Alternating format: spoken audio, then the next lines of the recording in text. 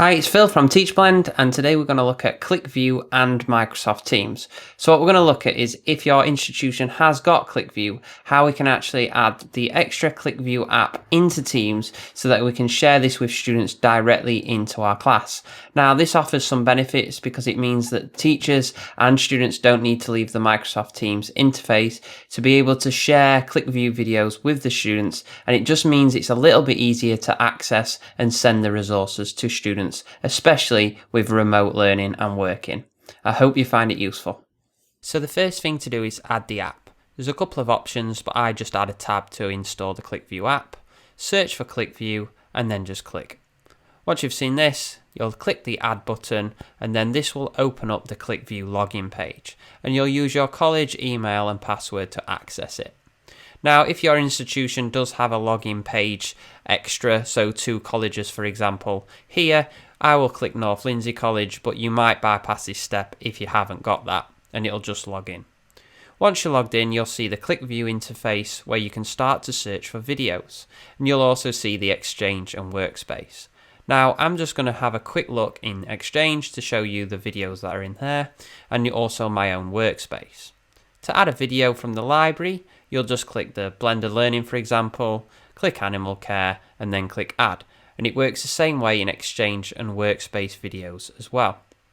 Once you click Save, that video will be added as a tab so students can view it.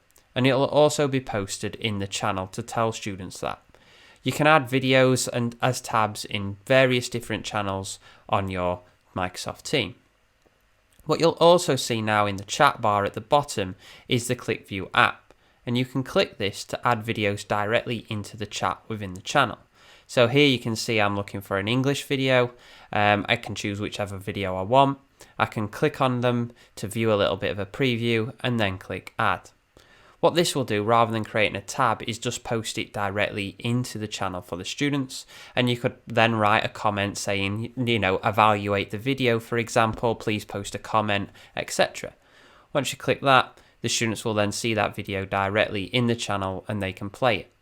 You can also see here that students can reply to that as well, so it might be that you've asked them to respond to that. I'm now going to show you how you can add a video that you've made in the Workspace app. So here I'm going to click on Workspaces, and you'll need to access ClickView itself to create interactive videos and more. But here you can see I've added one to my workspace, and I'm now going to click Add. This will then add an interactive video that I've created or used, and I can send that to the students. Now, interactive videos work slightly differently. I'll show you now. So if you just click play, and students can do this as well, the video will play as like any normal video within Microsoft Teams without leaving the interface. So that's really time saving for the students. But you'll also see these markers on the interactive video. So I'm just going to skip to these markers. The students would obviously watch the entire video, and it will actually provide questions that you have created or ClickView themselves if you've used one of their videos. So this is really useful for students and for staff because they're, rather than just using the video passively, they're actually engaging in the content and doing some more active learning while watching the video. So here I'm just answering a couple of questions just to show you how that works.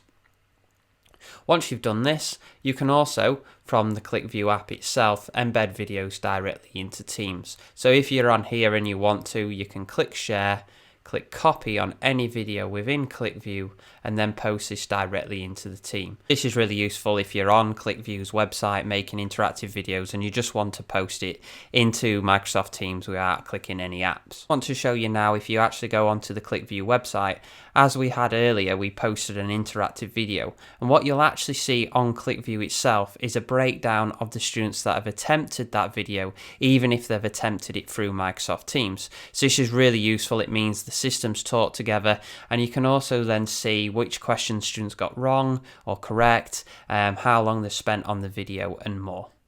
I hope you found this Teachblend video useful. Please remember to like and subscribe to Teachblend. Thank you.